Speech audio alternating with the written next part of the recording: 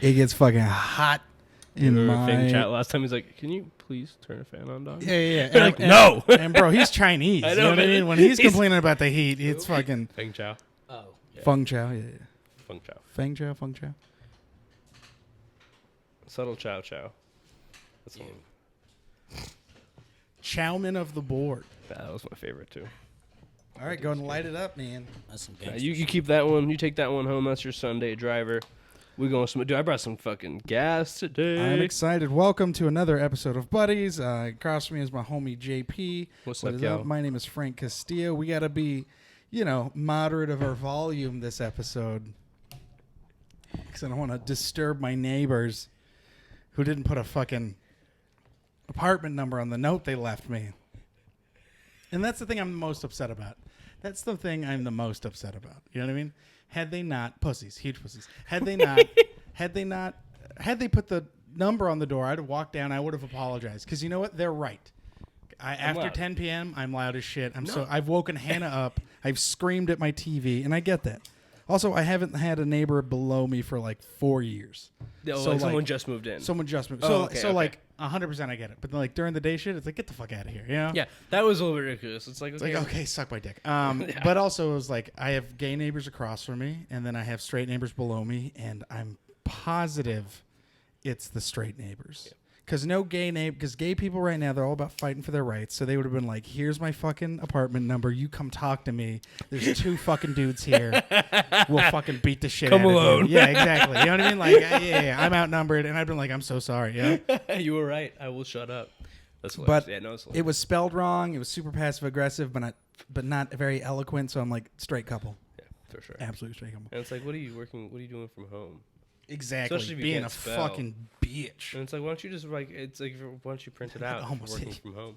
Yeah, 100%. Fucking. Anyways, so good to have my good friend here, JP, and Nate. What's your last name? Welch. Welch. I've seen you at Roast Battle. I've seen you at the Comedy Store. You're a very funny comic.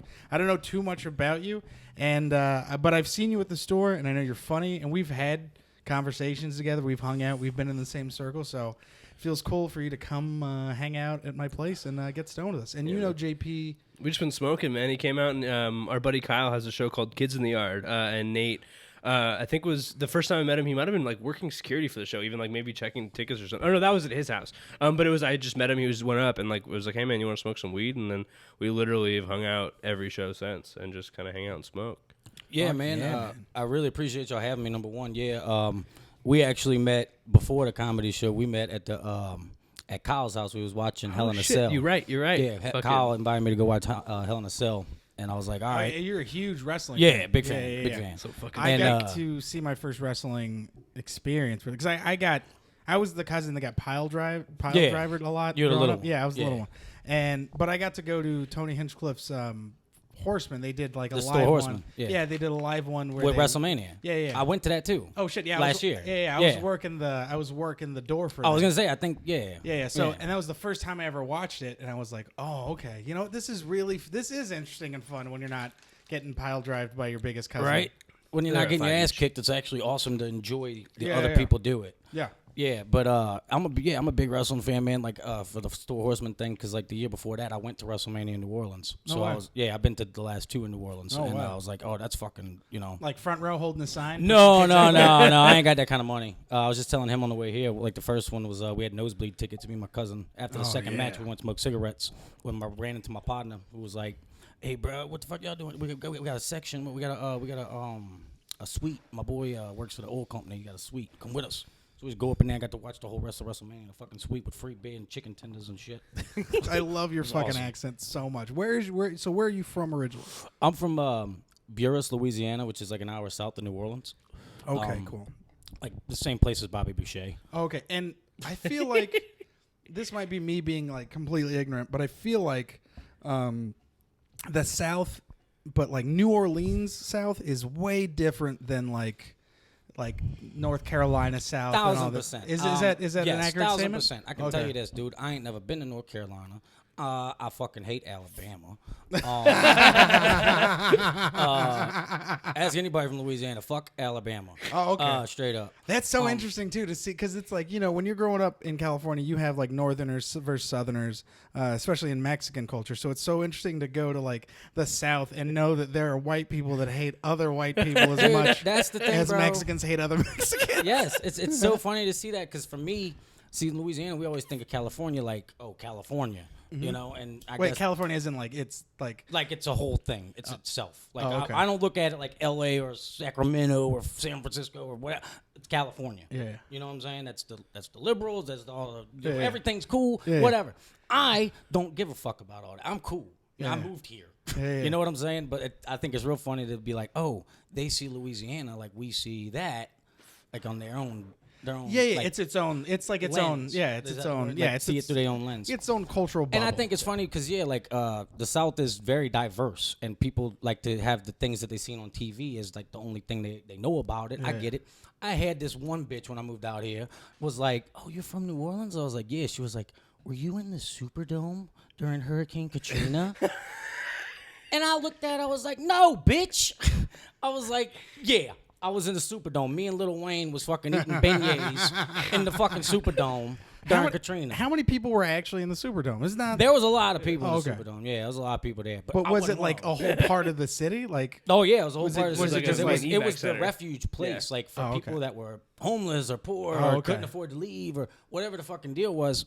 They sucked refuge there. You know what I'm saying? yeah. Like So how many people do you think? couple thousand. Yeah, easy. I would say. Like I Couple, remember seeing tens photos of and thousands, stuff. maybe like tens of thousands, maybe. And Okay, so like, but even statistically, for her to ask, like, if you look at the whole population of New Orleans, and then to ask, like, you're like, oh, you're from New Orleans. Oh, were you at this one thing? Like, even Were you there that time? Yeah, even as big as it is, like, I feel like that it's still a dumb question because that can only affect so many people. Yeah, I thought it out was of the- yeah. hilarious. I was like, that's what you think? That's the first thing you thought of? Yeah, I hadn't been out here for 2 months. Would that And would that be like me being like, oh, were you in the San Francisco earthquake? were you there when? Did you see OJ driving down the street? Like, what? You know what I'm saying? Like, no. But I think it's funny, man. And that's one fun thing about this is like, being able, I guess, something I didn't realize was like letting people see that it ain't like that. you know? Oh, absolutely. Like, 'Cause, I think that's fun. You know, Yeah. because like being a big bald white dude from Louisiana. that loves Look wrestling. at me and Yeah. look, you see me at the Rose Battle and shit. Everybody got a racist joke or this or yeah. that or whatever. Yeah, cool, I get it. Yeah. I look like a Nazi, dude. But like, come on, I'm bitch. much Do more than that. I'm more than that.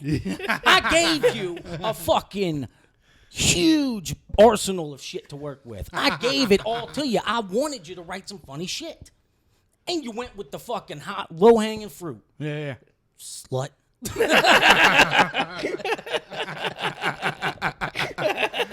When did you start comedy? So I started comedy about a little over 2 years ago. I was in New Orleans. I was living out there still, and because after Katrina, shit, I moved to Thibodeau, which is a bigger small town. Like they had a Walmart. Bigger small town. Yeah, they had a Walmart. They had a Walmart, so I was big city living. I love it too And, because I totally know what that's like. I was big city living because they had a Walmart, and then They had two greeters. dude, yeah, bro, we had McDonald's, all the shit, and but then after that, I moved to when I graduated college. I moved to New Orleans and I lived there for a few years. Oh, okay. And right before I moved here, I was bouncing on the TV shows, doing security for like the TVs and films and shit down there. And, Oh, okay. Was it? Did you not a lot of trouble TV stuff? Like I feel like that kind of bouncing is very much like. Oh, it well, is I'm just here. the cakest, son. Yeah, yeah. 12 hours to fucking sit there and chill. Yeah. You know what I'm saying? Like I was working, like I do different, like on location, it's one thing. But in the studio, I was the front desk guy at NCIS New Orleans for 3 years. So I was just sitting there chilling. Shit. Yeah, And really I'm like, just- it ain't nothing. But for me, Just it your was just like ID. I'm sitting there listening to podcasts. I'm sitting Yeah, there yeah. reading books. I'm sitting there learning how to do this shit. How long did you bounce for? I've been a bouncer for 12 years. But I do that during the day, and then I'd work at the club at night. Oh, which And club did you work at? I worked at all the big clubs in New Orleans. I worked at That's smart. I worked at Republic. I worked at Metro. I worked at Barcadia, Red Eye, Bourbon Heat. Oh, okay. I did all of them. I was the head of security at 2 of them. I got fired from Republic twice. What'd you get? Wait. You're gonna have to explain how you got fired twice. Well, I worked there for about a year, and a situation happened where this dude, I was like, look, bro, I need you. Excuse me, bro. You can watch out real quick so I can grab this thing. I was like, excuse me, bro. Can I grab step over there? And looked at me like I was an idiot. And I was like, hey, bro, can you step over? He was standing on the carpet. There's a carpet right here. I had to roll up so we could leave. I just wanted to smoke a cigarette. That was after a long day of work. I don't know which way this goes. And I was like, bro, I was like, can you move? And he's like, blah, blah, blah. And he said some bullshit to me. I don't remember what he said. And I was like, look, man, I need you to get the fuck off that carpet. Yeah. That's it. I'm holding the beast in right now. You know, like, I'm cool. And he said some bullshit to me and swung at me. So when he swung at me, as soon as I saw his shoulder go back, my hand went forward. And I dropped him. Yeah. And broke his jaw. And on the cameras, it just looks like I snuck. You swung. So they fired me, and I was like, I was defending myself. I'm sorry I didn't let his fist get to my face first. My bad. Yeah. But I get it. Fine. So I went to work at the other club, and I worked there for 6 months. And the manager came up to me from the other club one night. We were out after work, and we were both at the after hours bar drinking. And I was like, bro, I miss being over there because like you get like a brotherhood camaraderie with like the people you work with. And I was like, man, I miss being over there. Everybody miss me. You know, like they love me. I didn't want to fucking leave and go play for the other team. But then the manager was like, look, bro, we want you to come back. I was like, yeah, about time. I was like, but I ain't coming back. I was like, not like that. I was like, y'all want me back, you make me the head of security and you pay me more money. Because y'all know I got fired on some bullshit. And they were like, deal. So I came back and with a promotion. And I was like, deal. Let's fucking go. Did that for about 8 months. Was that guy still there? Who? The other guy that you punched? Oh, he was just a customer. I thought he worked there. Oh my No, bad. he was a fucking customer. Yeah, I was like, he was a customer. This was, and mind you, that situation was at 4:35 in the morning. Yeah, after the right club at the was end. done closed, Yeah. and I was just trying to close. Literally get the fuck out. And I feel like most of those confrontations are just people and their egos. Oh, that's all, straight dude. up. I'm gonna tell you this, bro. Drunk people are fucking children. That's it. Yeah. That you gotta talk to them like that, bro. And you know what? I kill them with kindness. I'm like, Yeah. what's up, my brother? How you doing? That's How can I really do for you today? A lot of How it can is I help just you? it's confidence Look, building. Brother, look, my brother, I understand. I'm on your team. Yeah. Tell me what's up. Look, do me this. Stand over here. Let me take care of this. You'll be all right. All right. You know what I'm saying? Like, it's that kind of shit that Totally. you got to fucking mind. It's mind tricks. Yeah. Just because I look like this, I don't want to hit nobody. Yeah. You know what I'm saying? I will if I have to. I don't Yeah. want to. I'm very proud that I haven't had to do that. Yeah. Here. But you see those people that are like, do you ever see guys that are just like, they can't wait? Oh, yeah. I'm from the West Bank, dude. Yeah, I'll tell you that. Yeah. Go ahead and light up another one. We're going to be here for a while, guys. Yeah. You thought me moving a carpet was interesting. Well. Yeah, I'm from the West Bank, and I'm now on the West Coast. And let me tell you something, son. Two different fucking worlds. So wait, what is the West Bank? The West Bank of New Orleans. Oh, okay, cool. Like New Orleans got the river, Mississippi River. So the west side. And there's two banks, you know what I'm saying? It's two banks. The west East and Bank the not and the west. West Yeah. And, you know, there's like a joking like rivalry between that. Like you were saying about the South, like Louisiana, Alabama. Yeah. Because like when we have a bigger enemy, you know, like team, like, you know, like two rivals that team up against a bigger enemy. Yeah, the enemy of my enemy is my friend. Yeah. Exactly. So it's like that, but like on a smaller scale. Oh, okay. Like But Louisiana, like- Alabama, like but like East Bank, zip West codes. Bank. Yeah, straight up, dude. What high school you went to? You know what I'm saying? That kind of shit. And but it's real funny because like if like I can't tell you how many times I've had to deal with situations where you looking at my girl. Oh, and you're You just looking like, at my girl. yeah. You know what I'm saying? Like dealing with people doing that or fucking somebody like just. You know what I'm saying? Because some motherfuckers out there, all they do is steroids, push-ups, and fucking go out ready to fucking fight. You know what I'm saying? Like they've been fucking Training forever. fucking D-ball. You know I'm out here, bro. Test boosters. You know, like I'm like, you coming out here, you're doing testosterone and fucking working out at the fucking 24-hour fitness, and then you coming to the fucking club and you fucking same polo. 5 dudes all bought the same fucking polo at JCPenney in different colors, looking like the goddamn Ginyu Force. Coming up in here, trying to fucking start shit. Somebody steps on your fresh J's. Oh, somebody steps on your fresh J's, punch him in the face. But they got a lot of good people too. I don't want to make it sound like it's all right. But it's, you know, they got idiots, man. It's fun. But yeah, so What's the cool like local shit that you guys do, like, in the sense of like, when I lived in San Jose, they had this Alum Rock Park, which is a huge forest, and it was big enough to where you could go, and we would just play paintball in the forest, and we just get all fucking, shit faced and just play paintball and stuff. The cops rolled up on us once, but like, I can only imagine the trouble you guys would get into in Louisiana is like, when you guys were younger. Oh, because that's just like rivers and shit and boats. Space. Yeah, that's catching like dude. alligators and shit. That you say that is so fucking funny because I was just telling my boy about this the other day. Where I was smoking on my patio, smoking a cigarette, talking to my roommate, and he was like, "We're talking about what we used to do when we was kids, type shit." And I was like, "Yeah, bro, we used to go swimming in the river and blah blah blah." He's like, "Wait, what?" I was like, "Go swimming in the river, like just jump the levee and go jump in the river and start swimming." Like, how old were you? I was like, 10. He's like, 10. He's like, 4 10-year-olds just swimming in the Mississippi River with no fucking super. I was like, yeah. Yeah. He's like, where were your parents? So I was like, probably cooking gumbo in the trailer. I don't fucking know. I don't know. Being parents, they cool. They know we all right. Yeah. Like, I don't know. We do a bunch of dumb shit though, man. But it's just stupid shit like that. That like swimming in the river is like just a regular thing. Yeah. And I guess people don't. Not all people do that. Yeah. Yeah, no, we would do that. Shit. Yeah, where it was like you'd go down by the creek, you could catch shit, you jump in if the river's big enough, you jump in it. Yeah, absolutely. There's definitely like. Yeah, but we had like the Fort Jackson down there, which is like the Civil War fort. Oh, okay. And like it was, everybody said it was haunted and shit. Did you guys go do? Did you We guys do shit all the time. Yeah. Yeah. Like they Yeah, had this kid shit. How is that not kid They shit? had the place called the Devil's Kitchen, bro. What was that? So like it's this old Civil War fort. You're watching The the fuck out Devil's- of Ghost Adventures. I'm The in, dog. I'm Devil's like, Kitchen. Straight up. By the way, that's a great name for a local spot. Bruh. So at the Civil War fort in Louisiana, you can't dig under the ground. Like Really? we have like graves are above ground. That's why like the cemeteries are all famous and shit. Wait, why can't you dig? Because of it's below sea level. Oh, it's swamp. New Orleans is way below sea level. So if you dig too far deep, you hit water. Oh, okay. So you can't do nothing. You know what I'm saying? it's California got literally mountains. floating, Yeah. dog. I got I live in NoHo, which is fitting because I ain't got no hose. But I live in fucking NoHo, and I look out my window and I see palm trees and a mountain, and every day, and I'm like some Bob Ross painting shit, and I'm like, from where I'm from, they ain't got no damn mountains, they ain't got none of this shit. You know what I'm saying? It's all swampland. Yeah, but you can't. They so the graves are above ground, and what was I saying about that? I'm fucking blue, boy. No, so the Civil War fort, the fort. Oh, yeah. So it's above ground, and Yeah. they had a bunch of like caves that were like used again as like a prison. It's like a prison and shit too. And there's one spot in it's called the Devil's Kitchen because no matter what time of day it is, the way it's built, like the tunnels and shit to get to it, it's like little hobbit holes. They look like little hobbit holes, and the way it's built, the Devil's Kitchen, there's no light that can get to it.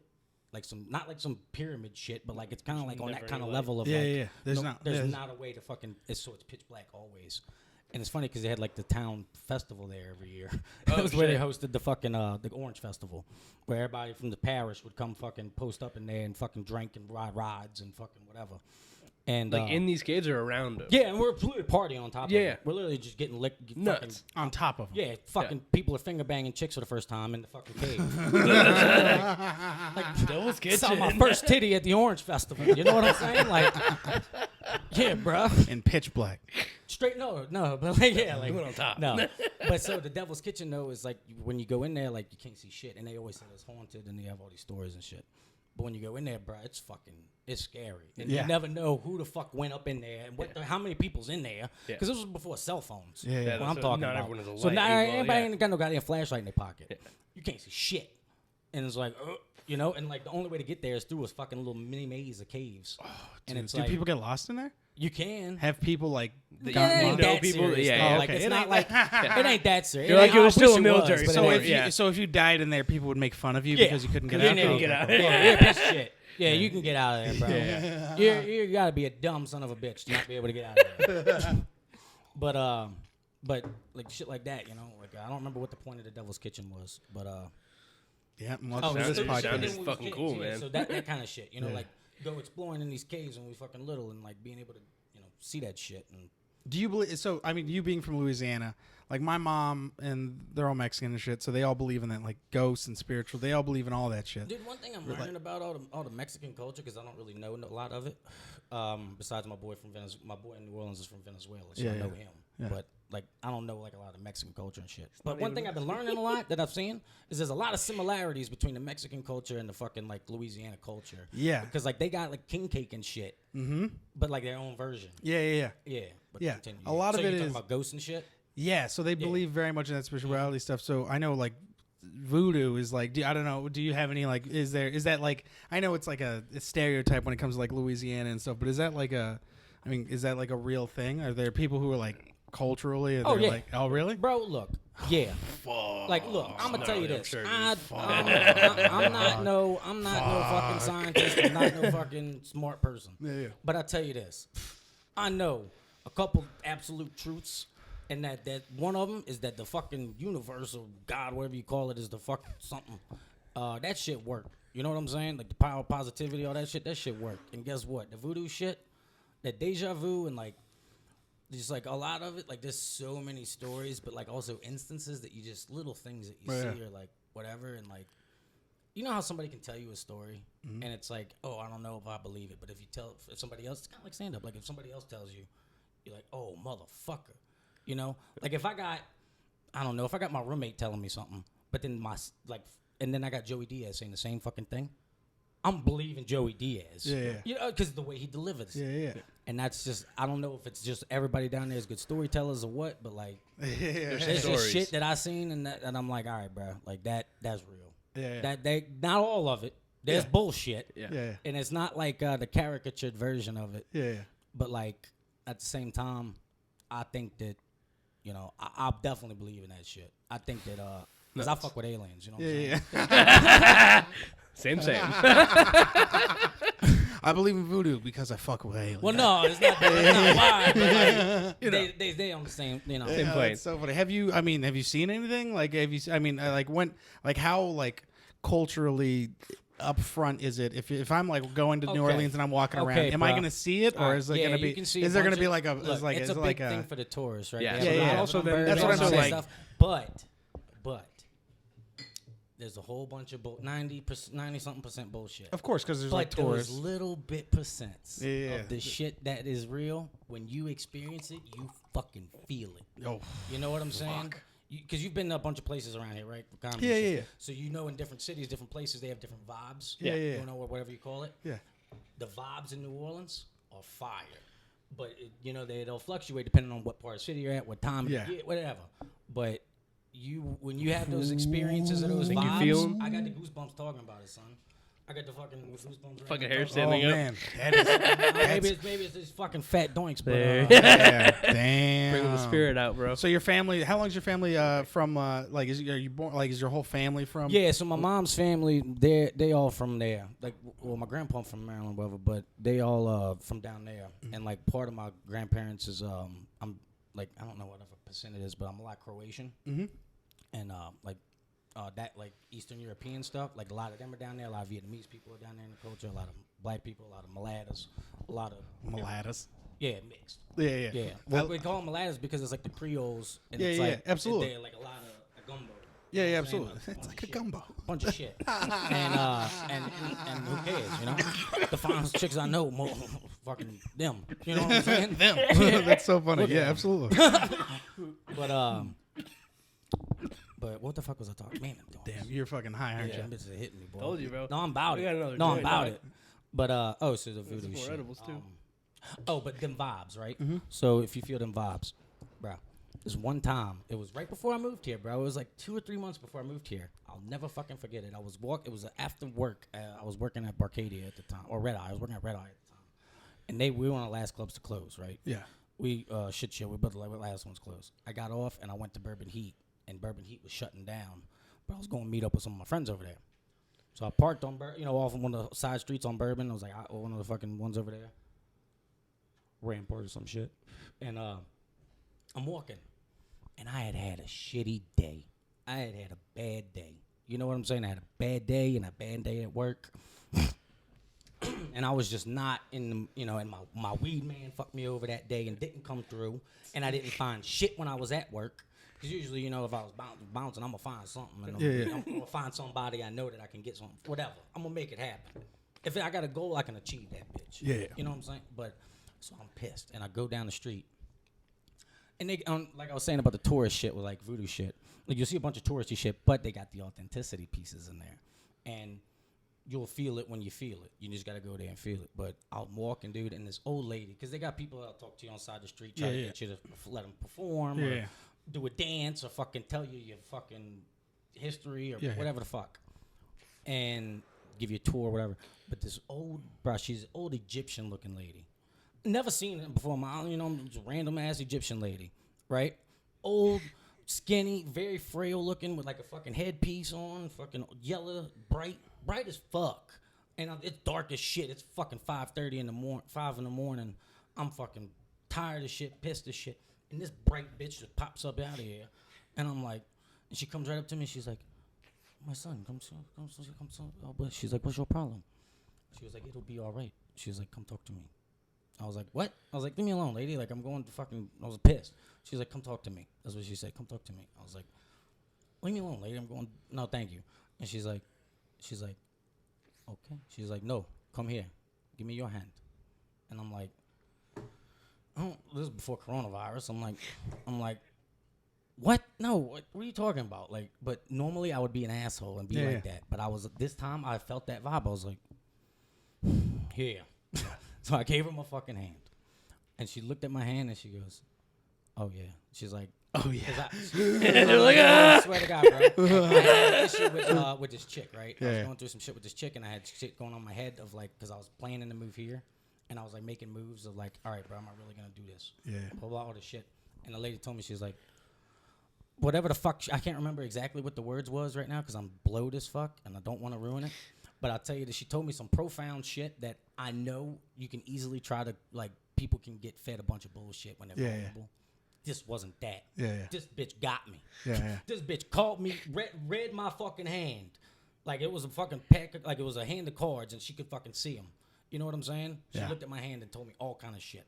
Not no vague horoscope, like rocks in your vague, purse, you can kind of get fucking crystals, none of that bullshit, real shit. And I was like, holy fuck. All right. And she was like, $20. Did you give her $20? I said, "Ma'am, I ain't got no money in my pocket. I literally had no money in my wallet. I only had money on my card." I was like, "Ma'am, I'm be honest, I ain't got no cash." And she looked at me and she was like, before she could even open her mouth, I was like, "Hang on 1 second. Just wait right here. Let me go hit the ATM." And I went to the fucking ATM. And I would never do this because I had maybe $100 to my name. I went to the ATM and got $40 out. Gave that bitch $40. You know why? She changed my mindset. Really? I was so pissed. And when that bitch told me that profound shit, I got it written down in my book somewhere. But when she told me that shit, I was like, I'm paying the fucking piper or whatever the fuck you call it. I'm paying my debt. I'm showing tipping. Yeah. Because I appreciate that gift from the universe, right? Whatever you call it. I paid $20. Like, I tipped the tipped Pied that Piper. fucking angel or whatever you want to call it, that spirit guide bitch. Thank you, lady. I appreciate the fuck out you. Because you switched my fucking gear. You know what I'm saying? I was falling low. I was like getting low on all kind of shit. And just that little shit fucking. It's crazy how like things like that can really keep you pushing in comedy, but also in life, especially in comedy for me. Because like shit like that would happen all the time. You see a comic or someone acknowledges you or just anything, and you're like, "Oh, this will keep me going for like another 6 years or another 6 months." Like, I got the goosebumps again from that. So. I mean, it really is. I remember there's been times where like I've been working at the store and I was just like a door guy, not like before the show, before anything, like still like battling people in roast battle, and you're just like, well, I hope this just leads to something. And then like you see Chappelle go up or someone go up, and you're just like sitting just watching them for a few hours, and then you're just like, you go home and you're like, all right, cool, that'll keep me going for a while. I remember when Chappelle first saw me battle, it was me and Jay Light. And then it was the end of the night. He was leaving, and he was just like, "Oh, see you, Frank." And I was just like, "That was my name." But it was great because I had my shirt on. Like I was still very much an employee. Yeah. So it was just like, "Oh, he fucking remembered my name." Fuck yeah. And then he remembered Jay's name because we got to battle in front of him and shit. But just seeing like the stuff like that, those like that confirmation makes you fucking be like, all right, this is it. This is like, real. And especially that move, that jump to Los Angeles, that like, I'm going to move to Los Angeles, I'm going to pursue it, I'm going to do it. Because you're really like, listen, if you're a comic and you're like, I want to move, I want to do it, and then you got to like tell your family or whoever you're with that you want to do this, and if you're a regular person or you're just like a responsible person, it seems fucking crazy. Yeah. Absolutely insane. Yeah, and what's awesome though is like I feel like a Neanderthal living in an extraterrestrial universe right now out here. You know what I'm saying? Sometimes I'm the fucking Hobbit out here in Mordor. You feel me? Straight the fuck up. But the thing that's tight is that all the hobbits back home are rooting for me to kick Mordor's ass. Yeah. So I love that. You know what I'm saying? Like that is part of like the thing that got me here. Yeah. It was like them supporting me. Yeah. And knowing that I can do it if I try. Because you asked me a while back about feeling when I started comedy, I did it for like a month or two back home. Maybe 2 months. 1 to 3 months of like maybe 6 open mics, and that's it. And that's it. And I was like, but I had wrote a pilot and I won a contest, so I was like, that's what I want to do. Mm-hmm. That's what I'm doing, because that's what I know. Yeah. And I was like, I can do this. And then we did a short film and we won 4 things with that. And I was like, what the fuck? I was like, all right, I can do this shit. Yeah. If I put my mind, I can do it. And then that bitch told me that shit. That was when I was like on the line of like about to move out. I was like thinking about moving out here. And that when after that bitch, I ain't gonna lie to you, that bitch is the thing that I think was like the little nudge that you need to fucking make that move. And like you said about like the Chappelle stuff, doing roast battle, being a door guy. I've been a door guy for 12 years in nightclubs in New Orleans and here, the biggest clubs out there, some of the big clubs here, One Oak. I worked at a bunch of clubs like that here.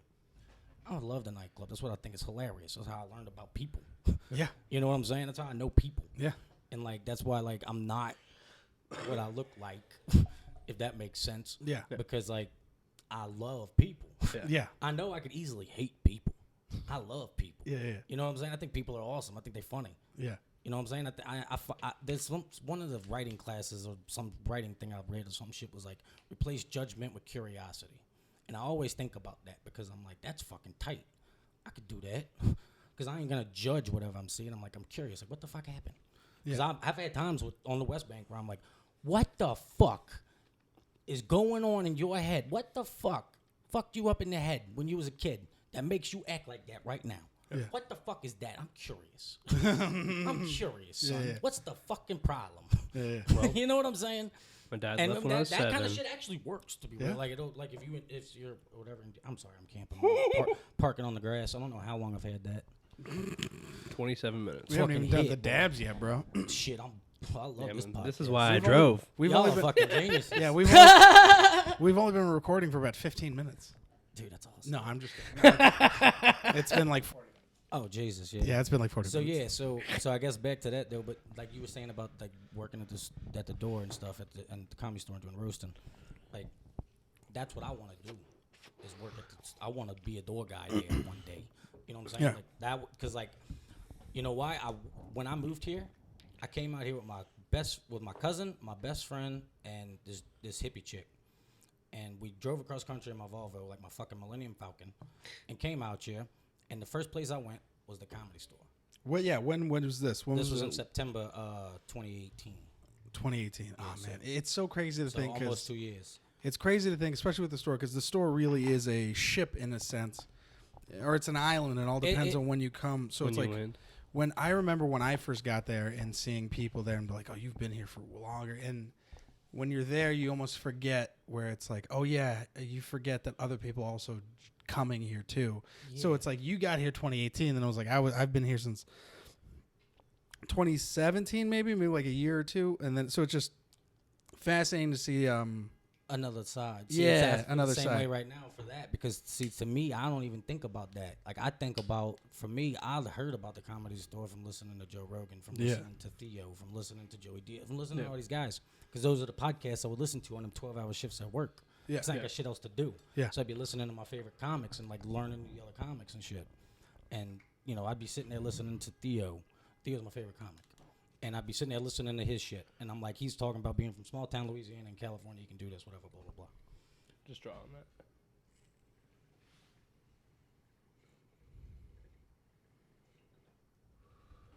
Fucking lava. There's a fucking siracha lava lamp. Yeah, man. That is fucking gangster. What is that? Frank's dad got it for him for birthday present. Yeah, anniversary, birthday present. Wedding anniversary gift. Yeah. Ooh, it must be my birthday. I feel like it's my birthday right now. Yeah, man. No, man, but it's just like, like going back to what you were saying.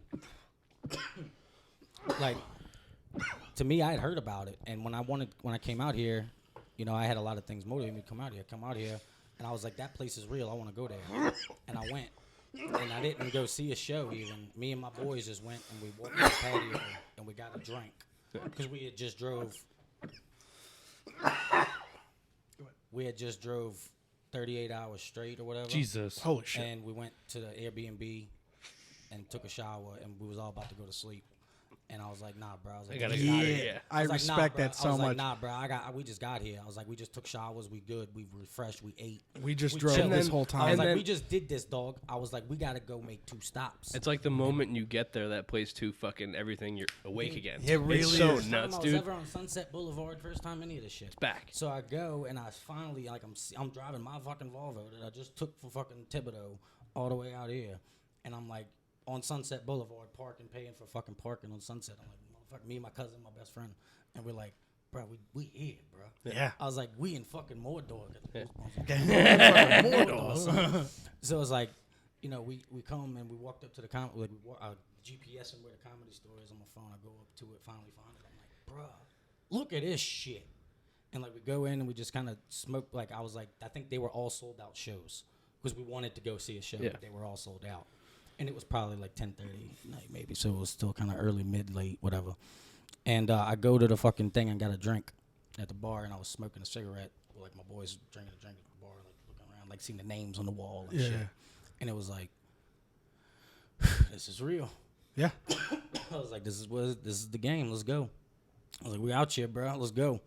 And it's shit like that just motivate. You know, that was just like surreal. Yeah. And then, like I started doing. I didn't do stand up when I was in September. I didn't start doing stand up out here until March of last year. It's smart. So it was. I waited. Some time. Because, Did you because, focus on getting a job and stuff? Yeah, I focused on getting a job. I focused on.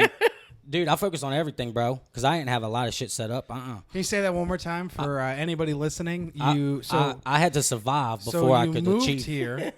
And I moved here with a job, by the way. I FaceTime interviewed for a job. Exactly. So you made the right steps to make sure you were set financially by getting a job, and then you like made sure you were set financially, and then you hit mics. Yeah. Yeah, man. That was the plan that I had, and people were always like, they're like, well, what's the move? It's like, yeah, How are you gonna be But hungry? you know what's yeah, tight is, you gotta look, fucking do okay, that, so, and then be able to do the other stuff. okay, so Like, it's okay to have an apartment and do comedy too. Well, for Yeah, me, right. I didn't have an apartment. For me, I didn't have an apartment. I moved out here, and I had planned. It was by myself. I've been planning it for months, 2 months, 3 months. I was like, I want my boy to come with me, whatever. Long story short, I had it set up. My boy changed his mind, said he was coming with me. He came. Long story short, he ended up leaving after a few days, so my plans was fucked again because we couldn't find a place.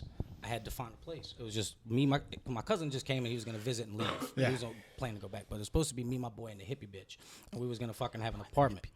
And then my boy got pissed off and left. I have maybe 8. Because I left Louisiana with like a G. Yeah. And I came out here, and then by the time I got here, I had like Gas, food. a couple $100. I had like Yeah. maybe $800, $900 plus. I left with like $1,200. Yeah. And I got here with like a G. That's what Yeah. it was. I was like, I got a G, 2 hands on a fighting chance. Let's go. And I fucking then was in Airbnbs figuring it out, and then we slowly started getting shittier Airbnbs for like a couple days, and then it was like, all right, bro. And then the hippie bitch was like, look, she's like, we got to do something, and she was like, I found this place for $20 a night. I was like, $20 a night? Fuck yeah. She was like, but it's a shared room. I said, what the fuck is that? I was like, she was like, I'm gonna go here, and I was like, I'll go look at it. And when I went seeing what this fucking shit was, bruh, I was like, no, hell no. This is not what I moved out here for. Oh, Yeah. fuck No, no. it's This almost like a was hostel. not what I moved out here Fucking for. bunk beds. Bunk beds and shit. 8 motherfuckers in a room. You don't know, no. Mom was like, before coronavirus. And I was like, bruh, what? No. I did not. But I had to, but it was either A, do that, or B, go back home. Yeah. Well, I'm in Mordor. I knew it ain't gonna be easy. Let's go, bitch. Yeah. And I fucking did that. I came out here with a job as set up as to be the head of security at what's it fucking called? It's on Hollywood Boulevard. It starts with an A. Not fucking ampersands. Fucking I have no idea. Academy. Oh, okay. Academy. It's a fucking EDM place. And I worked there for like 2 weeks training. right? As soon as I got out here, I moved out here on that date because I was starting that job. Because I was like, I worked on TV shows and in the club down there. I was like, I could do that here because I got 12 years experience. Absolutely. And I was like, I can do that there and be able to experience the shit and learn through that and then practice and do it. Yeah. That's what I did. And I was working there for 2 weeks, about to be head security. And then the dude told me, look, bro, so they really like you, but the manager, the owner is actually going to hook him up with his cousin. So... sorry. And I was like, hold up. So I just moved across the country. You guys told me I have a job. I've done it for 2 weeks, and everybody likes me, and I'm doing a good job. Welcome to Hollywood. And I'm fucked. And I'm staying in a bunk bedroom with no more income and a little bit of money. Yeah, I was like, you hold don't the fuck up, understand. son. Yeah, you don't. So guess what I did? One of my favorite shows is Always Sunny. And I was like, man, I want to see where they film It's Always Sunny. So I Googled because I was pissed. Yeah. I was pissed. So I went to the weed store. Got some fucking fire, smoked it. And went to the fucking, sit in my car, and I was thinking to myself, I was like, what am I doing? I was like, all right, bro, I want to go see where they film Sunny. So I go to, they have, a scene where they film the alleyway, in, downtown L.A., and I was in downtown L.A. I was like, oh, that's, 2 minutes from here. So I rode over there, and they were filming something there. I worked on film productions. I seen they was filming something. I was like, oh, shit. I was like, fire. I was like, I got an idea. So I go over there. I'm like, where is he? Where is he? And I was like, oh, I seen the empty lawn chair. I was like, ooh, he's close. Ooh, he's close. And I seen the fat dude in the security shirt. I said, there he is. I go over there. I'm like, hey, my brother. He was like, what's up, man? I was like, hey, my brother. I was like, my name's Nate. I just moved out here from New Orleans. I was like, I've been doing this job for 12 years. I was like, y'all think y'all hiring? He's like, dude, my boss is looking for people right now. I was like, yeah. Hell yeah. I was like, what's his number? He was like, I'll call him right now. So he calls his boss, and his boss gets on the phone, and this dude's a character. Yeah. He's like, hello? I'm like, yeah. I'm like, hello? He's like, you got your guard card? I was like, yeah, because I moved out here to get the guard card. I was like, yeah. He's like, you can work at 6 o'clock in the morning? I was like, yeah. He's like, all right, wear black polo. I'll send you the address. I was like, all right, cool. I was like, all right, cool. Just out of curiosity, what is the production? It's like, Once Upon a Time in Hollywood, Quentin Tarantino. I was like, all right, I'll be there at 6 in the morning. See you later. Hung up, and I was like, what the fuck? I was like, I'm staying in a fucking bunk bed room right now. Fucking no money. Pissed off that I just lost this job. And then I just found a job working on a Tarantino movie. Only been here for 2 weeks. Let's fucking go. Yeah. That's So I did crazy, that, and I hustled and worked there for I worked on the whole film for 3 months or whatever, and met Tarantino shit, all kind of. That's like a bitch about fucking when I let Leo use my lighter, and told Brad Pitt where the bathroom was, and You're like, yes. no, it's hilarious, it was fucking hilarious. But I'm like, how the fuck did I do that? You know, like where'd that come from? That's that voodoo shit. That's that like what? Like those are little things that I'm like, what the fuck? Yeah. And then like you said the first time Chappelle remembered your name. Yeah. The first time I met Theo, he's my favorite comic. I was Yeah, like, yeah. that's cool as shit. Like I was there watching. I got to see him and Joey Diaz in the original room. I had been here. I moved here in September, and it was in November. I had to wait that long to finally get my shit together enough to be able to go spend that much money to go see a show. Yeah.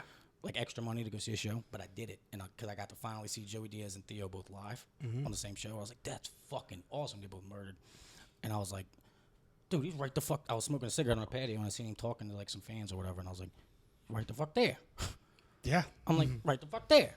I'm like, I've been working in the club for a long time. I'm not one of them people that's like, you know, whatever with celebrities or famous people. And it's also shit. like, you know, as a people. comic, you want to be in that view Well, of see, I like, didn't even at the time. I'm gonna be honest with you, dude. I didn't even consider myself a comic. Yeah, yet. yeah. Like I was like, I've done it and I want to do it, but I don't call myself a comic. which, because by the way, that awareness again. I was like, You well, want I to got say it again? respect. You want to say it again? Well, that's the thing. I got respect. Up, there it is again. You know what Holy I'm shit! saying? Like, Up. I'm like, You're I'm gonna go not far, gonna- kid. I'm You're not- gonna go far. I'm like, I'm not gonna come in here and just start slanging dick like I own the place. Holy when I ain't shit, even man. been here before. You know Oh what I'm my saying? God. I'm not an idiot, It's like I'm talking to just a smart person. right? You know. And thanks. I don't think that, but so I'm like, you know what? I got respect for that, but I was like, so I go up. I was like, kind of. I ain't gonna lie. I had probably like 2 Jameson and Sprites, and I Yeah, was yeah. smoking cigarettes and weed pens. Yeah, you And I hot was chicked like, him. Well, yeah, he was a hot chick. Yeah, he was a hot chick. That's so funny because that's how I use my analogy. Is with like people like that. I'm like, that's a hot chick. I was like, I don't want to scare it. I don't want to scare I it. don't want to come off aggressive or offensive. I'm cool. I'm cool with you. Whether you want to talk to me or not, I get it. I just want to, hello, how you doing? I'm going to wait for my end. I'm going to wait to an opportunity. I'm not just going to come in the middle of your conversation. Hell no. I got respect. I'm not going to just interrupt somebody talking. I'm going to wait for a minute. I'm not going to hover either. I'm going to chill away a fucking more than 6 feet. I'm going to chill and smoke a cigarette. Yeah, maybe, depending on the scenario. But I'm not going to make it to where I'm right here waiting for this I'm like next in line to talk. No. You know what I'm saying? No, this isn't a fucking meet and greet on the fucking smoking section, ho. Oh, my God. You know what I'm saying?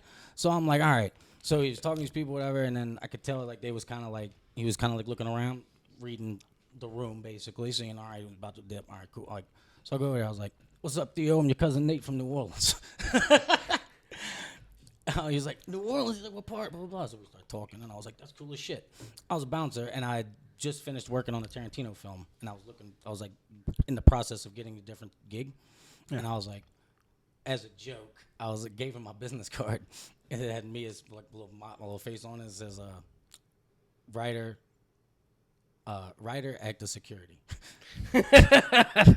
And I gave it to him. I was like, hey, bro, I was like, you ever need anything, holla at me. I was like, you need a fucking bouncer, because when you get too famous, you need a bouncer to make sure no fucking chicks touch you or whatever it is. Fucking, I got you. To hang out with you. Yeah. I ain't got pain. I was like, just hit me up. He started laughing and shit. He was like, right on, man. Like, we bullshitted for like probably half a cigarette's worth of time, and he left. I was like, holy shit, that was awesome. And couple like a month or two later, like I was out there smoking a cigarette. No, it was probably like a week or two later. I was out there smoking a cigarette and on the patio, and he walked by, and I was like, oh, there he is. I was like, but I ain't gonna fucking do nothing. I ain't gonna. He looked like he was doing shit. Like he looked like he was walking with purpose. Yeah. So I was chilling. I was like, I ain't gonna say. And he's like, he stopped, slowed down when he seen me, and he's like, what's up, Mr. Welch? I was like, what's up, Theo? Like he's like, yeah, I'm going to do my show. He's like, holla at you. I was like, oh shit. So he went to do his set. Or he was like on deck at the time, so he goes in the hallway shit. But then after his set, I guess, because I didn't have a ticket, I was just chilling. Because I realized I could do that, was just hang out on the patio and smoke Joes. I was like, that makes me feel comfortable. That's what I'm used to back home, is just chilling. Yeah. And I like the vibe there. Yeah. And it's a fucking, like what you call Mecca. You know what I'm saying? Like the Mount Doom. And what's surprising, that patio is where you will get more work than anywhere. You know what I mean? Like, I don't think about all that. Well, no, in the sense of like, it's not like, oh, you go, you talk to people. That's where like you're coming, you're hanging out, you're having a drink. I just want to enjoy the relationships you've already established. I just want to see. I just want to see what it's like. Do you know how many times I've just been chilling there having a beer, and then like someone I knew from the store, whoever, headliner or whatever, is like also having a beer, and they're like, yo, what's that? And then you just have a real honest conversation, and then before you know it, at the end of it, they're just like, oh, yo, are you free this weekend? And then you're like, yeah, and then they're just like, oh, okay, dope. And then you're like, oh, fuck, yeah, I didn't have to ask or anything. You just be a cool hang. And then, you just not be a jackass, and you fucking chill, and whenever shit happens, it'll happen. If it don't, it don't. That's exactly. It is what it is, son. Yeah. Let's go about your business. Keep grinding. Yeah. Do the work. Earn it. That's the word California don't like, is earn. Yeah. They don't like. I ain't hating on all California, but they don't like the word earn. Yeah, that is a tough one. After working in clubs in Louisiana, they got people that are entitled. Not a lot, but a couple. But here, the fucking you know, they got like a state bird and state the state word of California should be entitlement. I'm not a hater. No. It's very true. They got a lot of. Maybe it's just the circles I was working in when I was in certain situations that they have a lot of. I get it's not all. It's entitlement. It's a lot of but there's a large majority. Just like there's a large. You see that a lot in comedy here, and especially at the store. And it's like that's the reason why I love the store so much, is that everything is earned. Everything that I got there is earned. So, when you see people do, and that's kind of how the industry is. You just see people, they cut corners or whatever the fuck, or whoever, I don't mean to cut you off, but I feel like everybody's got their own path. Bro. Yeah, everyone's got their own path. And whatever the deal is that's the deal. Where you come from, what you look like, how many times you've been doing it, whatever the deal is, things will happen the way they happen when you work for it. When you have a goal and you work for it.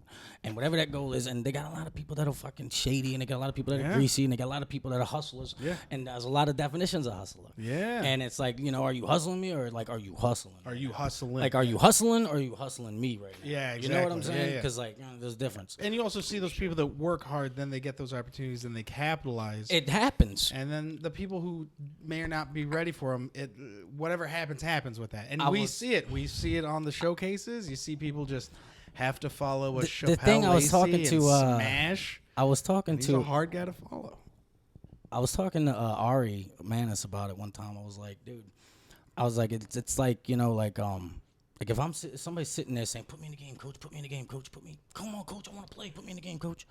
If coach finally puts you in the game, you've been bugging coach's ass. Coach finally puts you in the game, you better fucking score. Yeah. And if you fucking been begging to get in the game, and I finally put your ass in, you better make that play. Deliver? And you fucking drop that bitch, I throw you the ball, I put the bitch right on your fucking hands, perfect, touchdown, easy. You burnt the safety. Yep. As yours, easy, bread basket. And your ass bobbles it, drops it.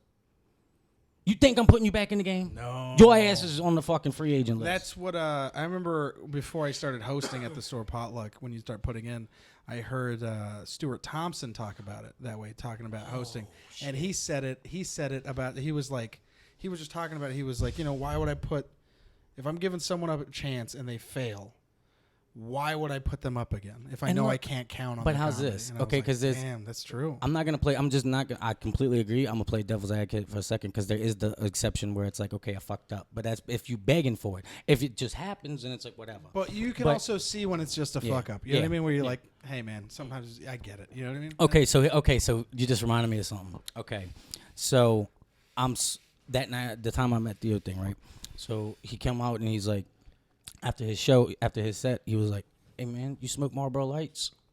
And he said, what's up, Nate? And I looked up. I was nobody out there. Because the show was sold out. I was just the only person out there, really. He's like, what's up, Nate? I look up and it was Theo. I was like, what's up, Theo? He's like, yeah. He's like, you smoke Marlboro Lights? I was like, yeah. He's like, can I bum one? I was like, yeah. So I gave him a cigarette. We just let him use my light. We started talking. Smoked a cigarette with him. Talked about this, that, and the other. And I was like, holy fuck. I just smoked a Joe with my favorite comic. Yeah. I was like, that's another one of them little things. Yeah, and I'm like, oh, shit. That was like in November, December, whatever. Early December. In the November of last year, right? In the November of last year. 2018. So 2 years ago. But, so I'm doing that. And then I was like, all right. I was like, I need a job. At the time, I was like, I need a job. So I met Curtis, and I talked to Curtis. And I was like, hey, man, look, I didn't do comedy at the time. I was like, hey, man, my name's Nate. I'm from New Orleans. Told him I was bouncing, whatever. I got guard court, everything. I was like, and I interviewed for the job. And he liked me. He told me he was going to give me the job. He was like, I was going to hook me up. Because somebody was supposed to quit. There was supposed to be a door guy that was leaving. Yeah. He was like, I'll hit you. The guy's supposed to be leaving. I'll let you know. I was like, cool. Thanks. He was like, as soon as he leaves, I'm going to hit you up. I was like, cool. And he never hit me up. And I was like, oh, shit. And then, like, I found out dude didn't leave or whatever. And I was like, whatever. I found another job. So I started doing that, and I was like, well, whatever, cool. I was like, so I started doing another job, but well, good news. But it was we all don't work there anymore, right? Hey, free agency, everybody's redrafting, right? Yeah. I don't know, I'm just playing, but so long story short, I thought I had a job there, yeah. And I didn't, and I was like, oh, well, whatever. I was like, I haven't got it yet. I was like, that's cool. I was like, I'll keep working, and eventually I'll figure it out if that's the path I need to go. If not, it won't happen, and I'll go somewhere else. But whatever's gonna happen is gonna happen. Yeah. And, you know, then I got to, so I had never done comedy out here yet. It had been 5-6 months since I did comedy. Which way does this go? Y'all got to give me a sign if I'm holding that too long, by the way. No, you're good. Yeah, you're good. That one but so I hadn't done comedy.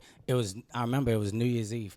And I was like, I had seen Theo and Bill Burr both in the main room. Second time I got to see Theo, and the first time I got to see Bill Burr, who's my other favorite comic. I got to see both of them in the main room. It's interesting seeing them live compared to because you can see them on specials, you can listen to podcasts, all the shit, and you feel like it's hilarious or whatever. But just being there, as someone who's been in a lot of live events, working them and shit, whatever, it's like you get that feeling, you know, WrestleMania. There's nothing worth like that going moment. to that. There's no way to describe the feeling being there as opposed to watching on TV. It's completely different. Same concept with comedy. To see the motherfucker right there, I had a good seat. I was like, I'm right the fuck here. I see the motherfucker. I was like, Theo and then Bill Burr back to back. I was like, that's the coolest shit. And I got to meet Bill Burr on the patio. I didn't talk to him, didn't interrupt, but I was like, it was during the Saints football season. We talked for a second. It was cool. Yeah. I was like, that's awesome. It was Sunday night. I'll never forget. It was Sunday night, and I had a couple Jameson and Sprites deep, and they had a bucket for open mic night in the belly room. Oh, yeah. And I was like, huh. I was like, what's that bucket for? I was seeing the bucket, and I was like, what's that bucket for? And this dude this chumpy dude comes up, he's like, hey, bro, you got a lighter? I was like, yeah, bro, here. I was like, hey, man, what's that bucket for? He's like, oh, I've seen people put their names in. He's like, oh, it's an open mic. I was like, here? He's like, yeah. He's like, was the guy that asked for a lighter, did he work there? no, it was just a Okay, dude. cool. It was just a dude. Because No. then I'm trying to guess which employee He's it an is. open micer. His name, I can't, fucking name is Pete. He's a funny motherfucker. Oh, okay. But he's like, it's an open mic. You just put your name on, you go buy a drink, and you put your name on the receipt, and you put your receipt in the bucket. And I was like, all right. I've been buying it. I was like, all right. I was like, anybody can do that? And if they call you, you get to do comedy here? He's like, yeah. I was like, all right. It's so funny hearing stories from the other side. I was like, all right, let's do it. I was like, let's do it. Who was up there when you were there? Where? In the describe. You got to give me the whole description of the show. Who was hosting? I can't remember, but I bet you might have been one of them. I wouldn't be surprised. Cause hear me out. Hilarious. I bet you'll know. That's what reminded me when you said something about it. Was so I was like, okay. I was like, dude, I just seen my favorite two comics in the world in this fucking place, and now I got an opportunity to go do something in the same place they was just in. I was like, that's what I moved here for, bro. Let's go. I was like, win, lose, or draw, bro. I'm fucking putting my name in the hat. My name's going in the hat. If they call me, they call me. If they don't, they don't. So I'm out there. I put my name in the bucket. I go upstairs, listen to a couple people, and I was like, I want to smoke a cigarette because I was getting nervous. I was like, what if they call me? I was worried every time. I was like, are they going to call me? Oh, fuck, oh, fuck, oh, fuck. I was like, what am I going to say? And I had a little bit of I had like a 5-minute bit of shit back in New Orleans, whatever. You know, like trying to figure it out for the first time on my own. And no real, whatever. And I was like, I could do that. I could try that. I was like, that ain't that good, though. I was like, that ain't good. I was like, I like telling stories. I ain't trying to go up there and tell somebody a 3-minute story, but at the same time, I like being able to relate to people and interact with people, and I feel like I tell good stories sometimes. Maybe not when 3 drinks deep, but I try. And I was like, well, I could do this bullshit bits and suck ass, or I could just tell about the time I've met Stone Cold Steve Austin and see what happens. Oh, I think I was there for that time. And I was like, Didn't it smash? Yeah, I murdered. Yeah, I remember that. I was surprised. Well, and I'll tell you why that smashed so much is because finish the story and I'll break it down afterwards. Okay, that would be great actually, because this is hilarious to me.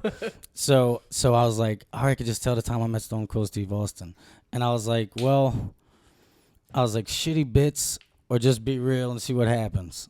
I was like, fuck it. I took a shot of Jameson with Punky at the bar, smoked another cigarette, and hit my weed pen and went up there. And I was like, they said, Nate Welch, coming to the, Nate on deck, Nate Welch, coming to the stage, whoever. And I was like, can you describe who was the host? I don't remember. It was in the back, like in the dark. Oh, so it's probably Stephen Fury is my guess. Either Scuba Steve. Scuba Steve. I'll tell you about him later. I got a funny thing about him. He's funny. Perfect. Okay. By the way, I love stories of door guys because it's like you also got to remember it's like this is just a job for us, and we're all comics too. Yeah. Same thing. Like, No, see. so like we're so unaware half the time. Same. So many people get sometimes people get rubbed the wrong way or offended. Then we're like, oh no, you got to remember we've been there for 8 hours and we get paid. No, $16 that's the thing. an hour. I've been a bouncer for 12 years, so And I we get know. to watch my our dream. favorite people do 15 minutes, and like it's a weird torture thing. But all right, Yeah, go ahead, go no, ahead. I feel you. It must Yeah, be. yeah. I'd love to hear more about absolutely. all I that can't wait. because Yeah, that's cool. yeah. But like for me, I'm just like I've done it a long time, so Absolutely, I know you the things. get it, yeah. But for me, I was like, all right. I walked in that room, in the belly room after a Joe. I go up there and I was like, they were like, all right, on deck. Because some bitch got off the stage and they're like, on deck, Nate Welch coming to the stage, blah blah blah. And I was like, oh fuck. I was like, I'm next. And then it was like, blah blah blah, blah blah blah. All right, guess you're not here. Coming to the stage, Nate Welch. And I was like, still hadn't Decided what the bit was. blank. And I was a little I was feeling myself two or three Jameson Sprites. You know what I'm saying? I go up there and I was like, how y'all doing? Blah, blah, blah, whatever I fucking said. And I was like, so, tell y'all about the first time I met Stone Cold Steve Austin. Or the time I met Stone Cold Steve Austin. I told the story about how I met him at WrestleMania. Because he did $200 meet and greet and I just walked in there, didn't do nothing, didn't say nothing. But I was like, it looked like I worked there. Never told not a damn person I worked there. But I was just, and nobody said shit. I hope this little motherfucker carries some boxes. I opened the door for somebody to push some shit. And who they put at the door to check that $200 wristband? That little motherfucker helped with the boxes. So I let a couple people go in, and then I just cut the line and walk. I was standing on the side of the line of 200 people that paid $200 a person. I'm standing on the side. Let a couple people, 2 in, 2 out, 3 in, 3 out. Same shit. 3 came out, 2 went in. I said, what's up, my brother? I'm going to go in there. He's like, all right, cool. Dabbed him up and went in. Got to meet Stone Cold. First thing I said to my fucking childhood hero in real life, my childhood hero growing up. I looked at him. He was like, how you doing? I looked at him. I was like, shook his hand. And I was shaking his hand. I'm like, I love you. Well, I don't know what you call it, but I was like, no, I mean, I do, but no, I swear, no, dude, I'm fucking, you're my childhood hero. Wait, all right, no, how you doing, bro? I'm awesome, great to meet you. Like, I lost my shit that one time. Like, it was just subconscious shit. I couldn't help it. That was it, dog. Little 12-year-old Nate came out. And I'll tell you what. The fat kid in the Stone Cold Steve Austin shirt. I still am that. The same shirt you wear? Yeah. And how did it do in the room? I'm pretty sure, dude. I'm drunk. I was drunk at the time. I'm not drunk now. I'm high shit. Then I was drunk and I was high, but I was People were like laughing. And shit. I'm pretty sure because I ain't never heard laughs like that in Louisiana. Yeah. So I'll tell you why that's funny. So those open mics are fucking terrible. And I think I ran the light. They're tough. I think I ran the light. Well, it's different, and I'll tell you why that's a little bit okay. So it's different. Those open mics are different because it's like people that just walked up can't get into the sold-out shows, right? The door guy, whoever's hosting it, is doing it off the clock. So he's doing it for the love of the game. Yeah. There's no reason for him to even be there. You know what I mean? He mostly does it because the bartender gives us free drinks because we're hanging out. And he's also chasing his dreams, and he wants to do the best he can. work So he's going to work hard, and even though he don't feel like it that day, he's still going to do it. Exactly, because it's also like it's not doing your bits, but it's being on the microphone. It's moving around. It's being in the room, especially that open experience points. Dude, Absolutely. it's a video game. You're gaining experience in one fucking way or another, whether it's strength, stamina, fucking man, whatever the fuck. However, But that you're on the mic, good. You're gaining those hours. You're gaining around. that time. That odometer's moving. You're so, it's funny because when you're in the open mic, you're watching people that are just figuring it out.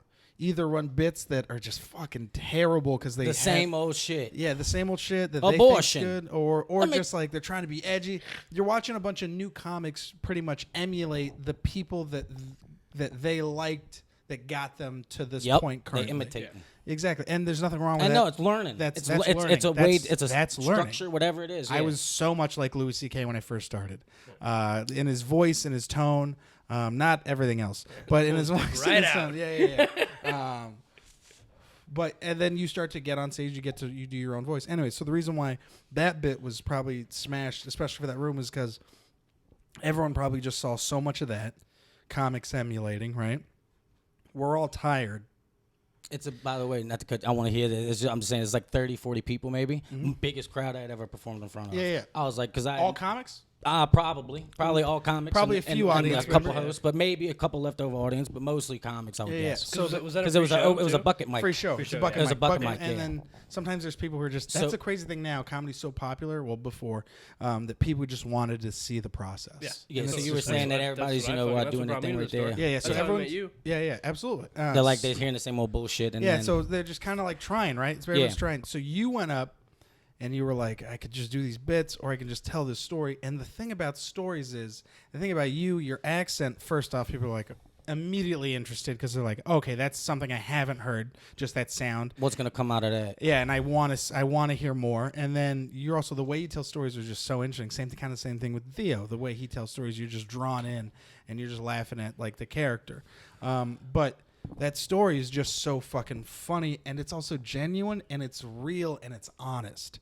And it's one of those things of like, oh, I can completely see you doing that because I can tell how excited you are, and I could see how funny that is because that felt like a secret you were telling the whole room. You know what I mean? Yeah. And that's it what was. it was, and it's an embarrassing thing, but that smashed so hard because it is a joke. It's a story you could tell, but it smashed so hard in that room right there because you're basically like... It's after a couple people talking about abortion. And jokes and shit. It's like, I could try to be funny, or I could just tell you this real fucking thing that happened that's actually really How y'all doing? funny. My name's Nate. Nice to meet y'all. I'm going to tell you about the first... and this is a little part of me. And that's so funny, This too. is who I am. Because no one does that. Because that's the thing about... It's like getting the opportunity to introduce myself to the Yeah. people in the... That's in what there. people fuck up. You know what I'm saying? Like, it's not like I'm going up, hey, how you doing? I'm Nate. 100%. I'm like... When it comes to comedy, especially at the store, don't shake my hand, introduce me that way. I want to see how you are on stage. Introduce me to you on stage. I want to see that. I want to see you. And that's the thing. I don't know if some people just walk past it, but in front of the Comedy Store, in front of the OR cover booth, there's a thing that Mitzi said, and it says, it's like, you don't have to be funny on stage. You have to be you. You just have to be yourself for 3 minutes. all the time. Yeah, that was the thing. Is someone pointed out to me, and I read that shit all the time, and that's so true. It was so funny because I used that as a joke before I saw that. I used that as a joke because I was like, like asking my friends or my people or some people that are in the industry or whatever it was back home. I was like, do you have any, like, give me, like, I'm about to do this. So you got any advice? Like, be you, bro.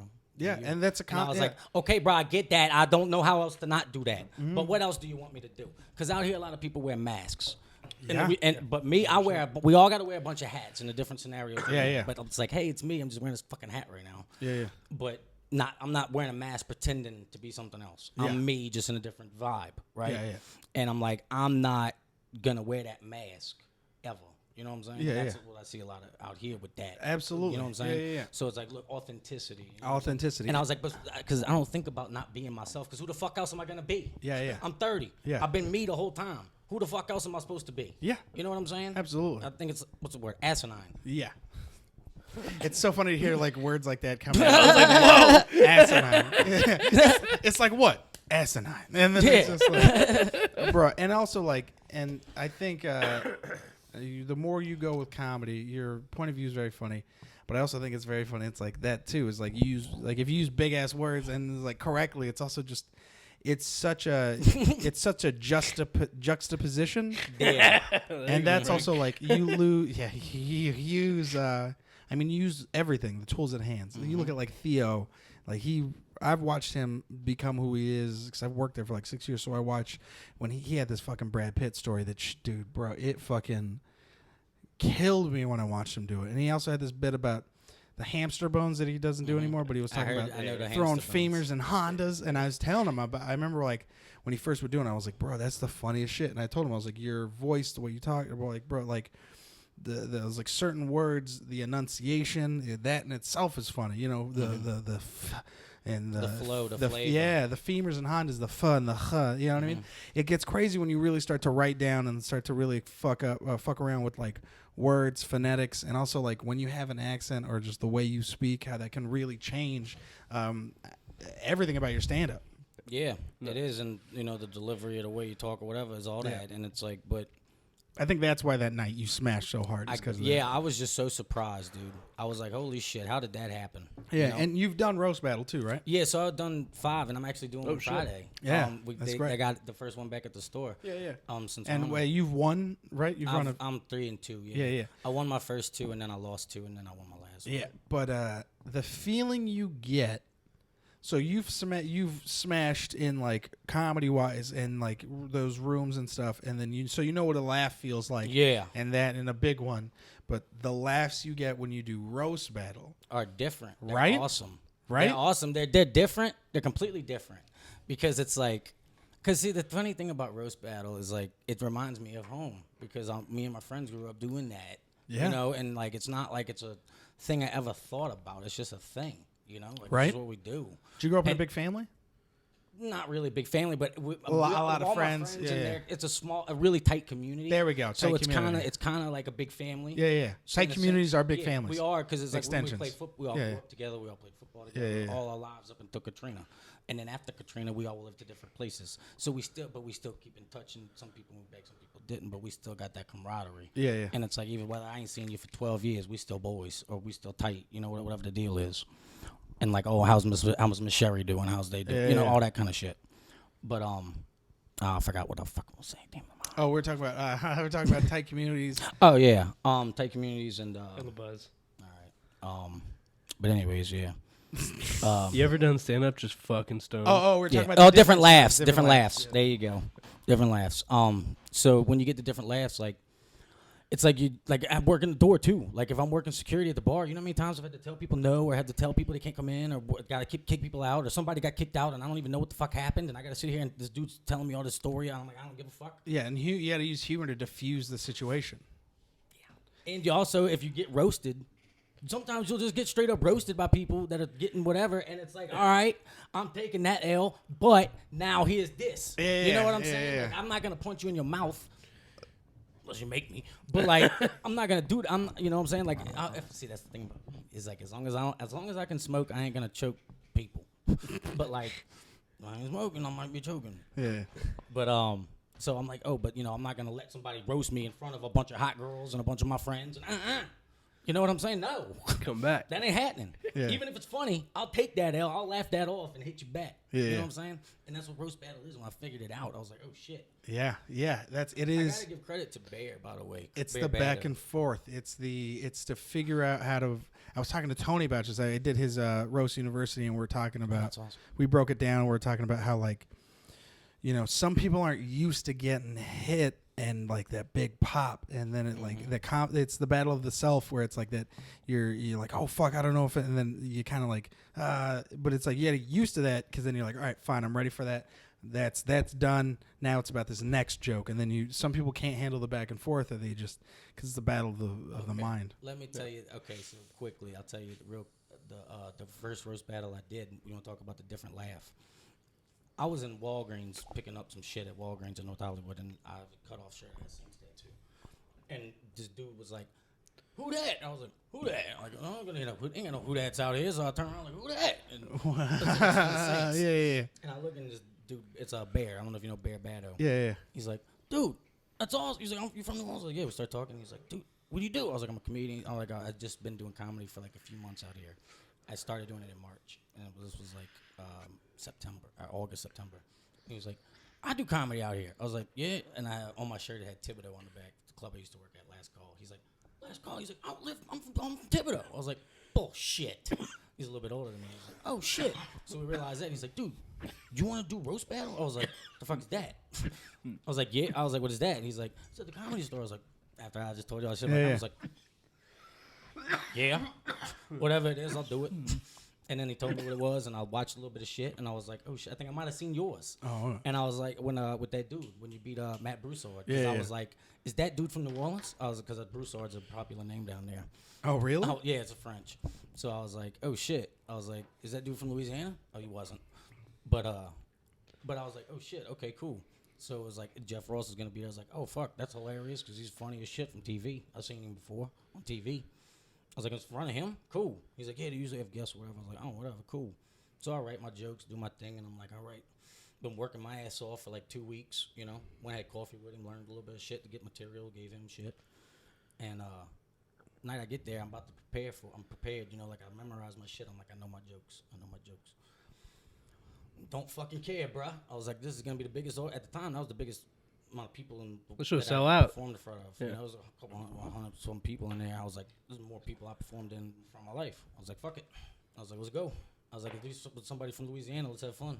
Yeah. I was like, it's gonna be fun regardless whether I win, lose, or get my ass whipped. Who cares? That is an attitude that took a lot of people, a lot of battles before they figured that out. That was my first initial, whatever you call it, instinct. I was like, whatever.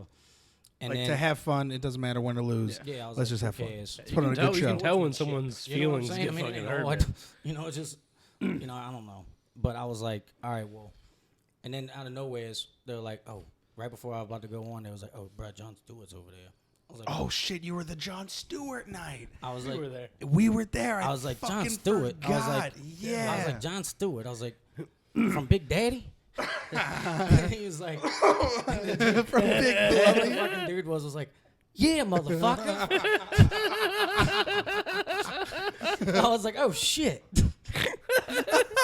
I was like, well, last game of the season, can't hold nothing back now. And this coach. was your first Let's go. time battling? Yes. Damn, My first bro. battle in front of anybody, in front of that big of a crowd, Yeah. whatever. And I was like, oh shit, whatever. So I went up there and did my jokes, and I won. Yeah. And I was like, Did you have a back and forth with you and John? Or yeah. did- He 'cause said this is the first time I wish this is the first time I thought New Orleans should have drowned in Hurricane Katrina. Oh, that's hilarious. And I looked at him and I was like, fuck you, Jon Stewart. Yeah. Like it's And then everyone laughed. and everybody stuff. was, yeah. Yeah. I was like, fuck you, Jon Stewart. Yeah. I didn't say it into the mic because I Yeah. gave my mic to Moses, but I said it. And I remember flipping him off. And I'll never forget. I was like, first time I got to do roast battle, I got to flip off Jon Stewart for talking shit about New Orleans. People would be proud. People would be very proud. My people, Yeah, they 20 calling likes you, on bro. Facebook from that, probably. Man, yeah, dude. It's comforting and it's cool to hear stories like that, where it's like to see people that are younger than me in comedy also go through and have those fucking dope moments. Those 'Cause milestones, dude. Those Yeah. checkpoints. You know what I'm saying? And it's Those also level like, ups. bro, there's nowhere else in the world, no other comedy club, no other show that you could just be from a place, move to LA, just be like, all right, I'm going to do a show at the store, and then have a guy like Jon Stewart watch you battle and compliment you. And then you know what I hang out mean? and get to say what's up after and let Yeah. me take a picture with him 'Cause- and compliment me. Because and tell by me the some way, shit. I was like, that is the only show where like someone of that caliber can come and watch you do stand up or watch you be humorous and watch you be creative.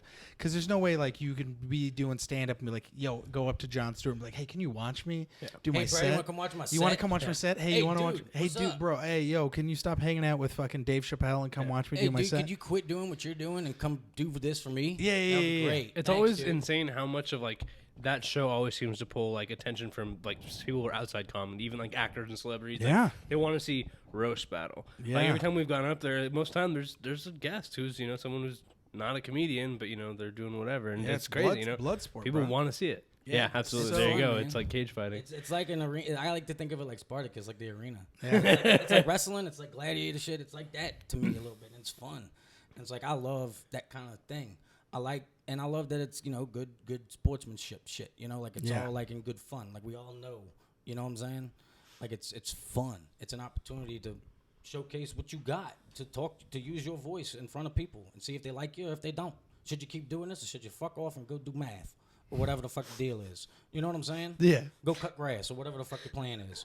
Go do it. Go do math. Go Not do meth. math. Go do math. Go do math. It's so fucking. Whatever, an accountant. Oh, dude. Bank, work at the bank. Help That was people. fucking, dude. That's great. Hey, dope. We hit 150. Anything you want to Jesus plug Christ, before you go? dude. Fuck, Yeah. my bad. I'm What? sorry. No, dude. Not at all. This was great. This was perfect. My bad. Dude, this was great. This is. I got everything. I feel like I Yeah. fucked up. My bad. No, not at No, all. dude, we're chilling, dude. Dude, yeah, this is This is a perfect. podcast, bro. Yeah, man. Yeah, we usually do like an hour. So yeah, Okay. we're at 116, 120. I mean, we can Shit. keep going. No, I don't want to know. No, trust me. I have nothing going on. Do we still have more weed to smoke? We got plenty of wax. Well, how I about mean, a we could do cigarette some more break? and dabs. We'll figure it out from there. But Oh, in okay, the cool. meantime, I can throw the plug just in case we do whatever we figure out. Oh, How's sweet, that? sweet, sweet. Yeah, Well, yeah, yeah. get the best of both worlds. Absolutely perfect. There It's it super is. hot. Let's Yeah, do it it. sucks ass. Anything you want to plug before we go? Yeah, sure. So follow me on Instagram, Nasty Nate, bruh. At Nasty Nate, BRUH. Are you nasty though? Well, it's a nickname. It's not like I'm like. Did you do stanky. something nasty to get Oh, the man, name? Nasty Nate. Oh, Yeah, it's yeah, just yeah, like- absolutely. Now I want to keep going. Did you like fuck a bunch of like, as a bouncer? Did you fuck a bunch of disgusting women? No. The face. I've That done is it. a- I had to I've think done about before, it. but I'm not gonna say a bunch. Oh, I'm okay. gonna say I've done it. What's but the not a grossest? Because bro, Well, listen, you want to talk disgusting sex stories, dog? I'm not opposed to telling the story. Oh, bro, we'll be here for another hour and a half, bro. Yeah, that's what I'm saying. Like, if you really want to know. But long story short, this chick sucked my dick while I was working on the clock. I asked the boss if I could have the keys to go upstairs and get a BJ. And he was like, "Are you serious?" I was like, "Yeah." And he was like, "Here."